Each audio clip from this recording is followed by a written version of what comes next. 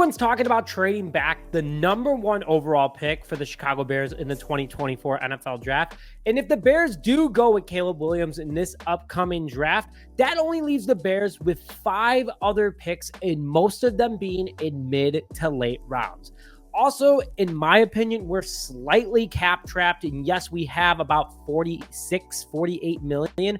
And with maybe a few cuts, we could be close to 70. But still, that doesn't feel like a lot to me because we still have to address a lot of key areas of need. We have a lot of small windows. A lot of our younger guys are halfway through their rookie contracts. So a lot of things to consider. We have to re-sign Jalen Johnson. That's going to probably cost about $20 million. And no one's talking about potentially trading back that #9 pick and getting some good capital. I would rather have more draft capital, especially in those earlier to early mid rounds. And I want the Bears to make sure that they get a haul. So today I'm going to do something a little bit different. And I'm going to talk about trading back and getting a haul for the #9 pick. Hello, everyone, and welcome back to this episode of Just Another Year Chicago. My name is Nick Rohde, and as always, thank you for tuning in. Today, I am going to run through a trade back with the Pittsburgh Steelers for a haul for the #9 overall pick, as they could get a quarterback of the future to fit into their offense, as there's a ton of quarterbacks that are coming up in the upcoming draft. A lot of the top 10 teams do need quarterbacks, but a lot of them need key position players like offensive linemen and wide receivers. And the Bears do have a good chance of being able to trade back, still getting top talent and addressing getting more picks. If you want the Chicago Bears to trade back that #9 overall pick to get the mid-round picks that they need in order to use that #1 overall to draft Caleb Williams, make sure to hit the like button on this video so we can see how many people are in for this type of trade situation, along with putting in the comment section who you would trade the #9 pick back with and what you would take in return. And as always, please hit that subscribe button. I'm trying to hit 13,000 before the Super Bowl, and you guys have been a huge help, and we are only 150 people away. So let's get a little bit more into the Steelers situation and why they would do this. The Steelers have 0 cap.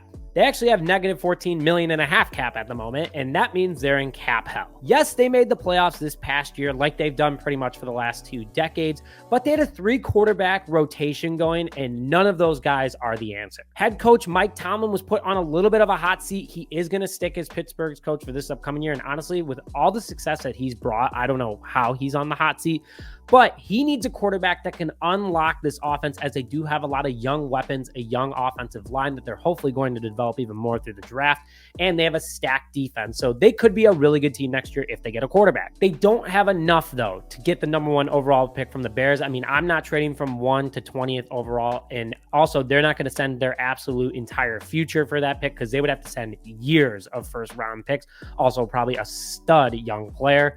And honestly, they do have enough, though, to move to 9, along with helping out the Chicago Bears. So if I am Ryan Poles and I'm getting a call from the Pittsburgh Steelers calling for that #9 overall pick, what I'm willing to send is I'm willing to send that #9 overall and just that, and get the #20, the #51, #84, and a 2025 third. Think about it. That is moving up 11 total spots. That's a big gap. Ton of talent in there. And other teams are going to be calling up for that #9 probably if they still want a quarterback.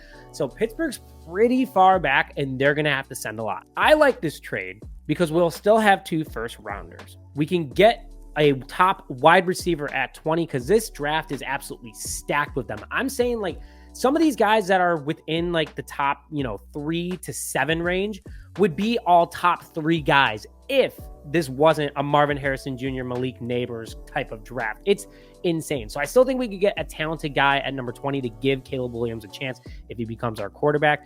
And we'll get more mid-rounders to address more key areas of need, such as center and defensive tackle. And of course, we get another pick next year because why not? So that's my first trade back scenario for the #9 pick. I think that it's fair. I mean, definitely there's going to be Pittsburgh Steelers fans in the comments going, absolutely not. And, there's going to be some that are like, yeah, let's absolutely do it. We do need a quarterback.